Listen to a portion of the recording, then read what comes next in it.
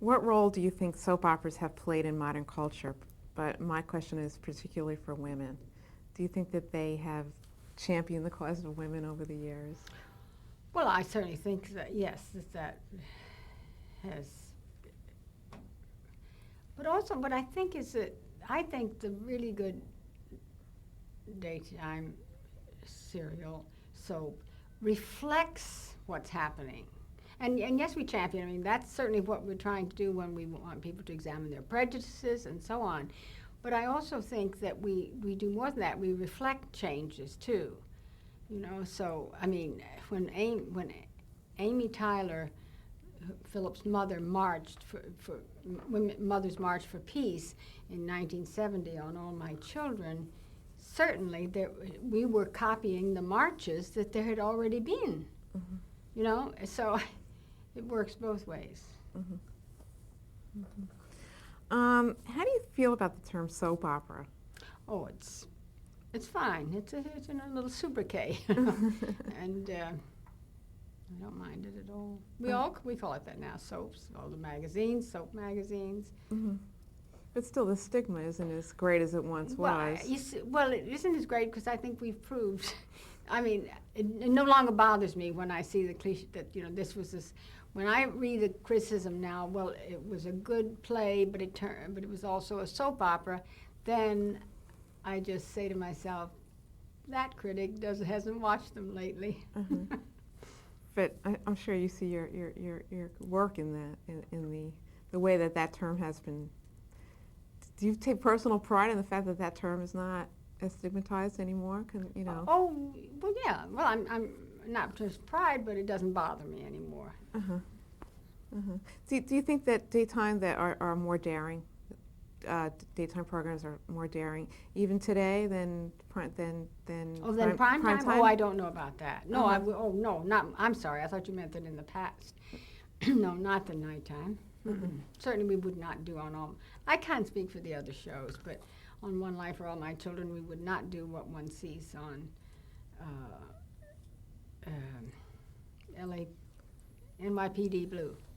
Mm-hmm. Some of the things. But still, there was an era when you did the stories first, before prime time, the Little Ladies of the Night. Oh, yeah, but I thought you meant in specific.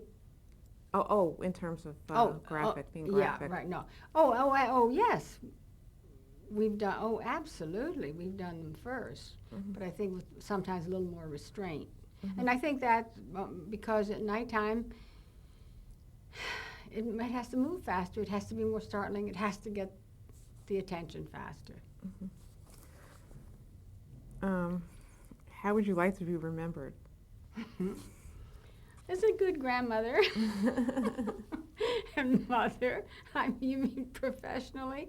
Well, I think that if you see that I helped to make a little difference, not much, but that I entertained people, first of all, that I perhaps taught them a little bit, and from that teaching, perhaps a few people rose above some of their prejudices. And rose above their fears, let us say, because prejudice comes from fear. That's the big thing. But also the fear, like with the Pap smear test, that women went to their doctor then. Mm-hmm.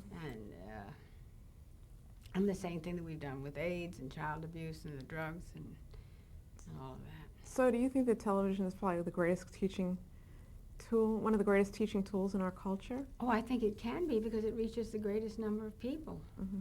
Yeah. I mean, I don't think anyone is a better teacher than Mortimer Adler, but who's now 94, but how many people can go to Harvard, you know?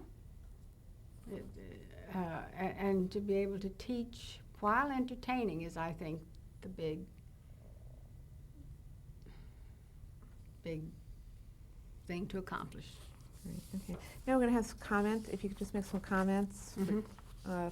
Associations about the following individuals, some of whom we've talked about, but maybe even personally, we've talked about the profession. For example, we've talked about Erna Phillips professionally. If you have any comments on Erna? Yes, Erna.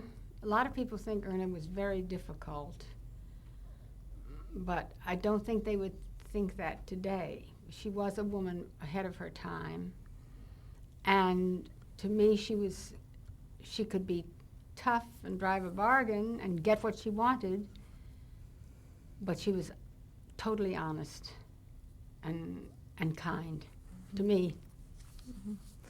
Another protege of Erna's, William Bell. Such a talented man, and I knew him back when we were just proteges in the beginning, and I don't see him very much, and I know his lovely wife, and that's about it. Okay, Rod Erickson, who was Procter & Gamble radio supervisor. No. Did I know him? The name is sort of does. Is that the man who told me I wasn't a writer? Is that where you heard this? Where'd you get that? I don't know who gave you these names. He worked with Procter & Gamble. Oh, well, I mean that doesn't mean I would know him. Right, it's just a question. Oh yeah, I know. Okay, Bob Short, Robert E. Oh Short. yeah, wonderful. I worked with him for years and years. Lovely, lovely man, and I had the honor of presenting him with a trustees award later when he received it from the Academy, and just a very good friend. Roy Windsor. Well, Roy I only knew in the very early days of my career, and he was a true character, and I think very talented, but I don't know much about him. Mary Fickett, who played Ruth on All My Children, original cast member. Yeah, wonderful actress, and very, very good friend, and we miss her very much. You know, she did retire because her husband has been in somewhat ill health, and she stays with him up on the Cape, but she's marvelous. Susan Lucci. Susan, as I have said, has created Erica quite as much as I have, or any of the writers. At this point, she is a consummate actress and a great comedian. She has a sense of timing that's just nonpareil, and I just think that it's a crime she hasn't won an Emmy. Erica Slezak. Also a wonderful actress, and of course from a great theater heritage. Her father was Walter Slezak, the actor, and she has a lovely family, wonderful husband, as does Susan Lucci. Erica Slezak plays one of Yes. Agnes's creations, Vicky Buchanan.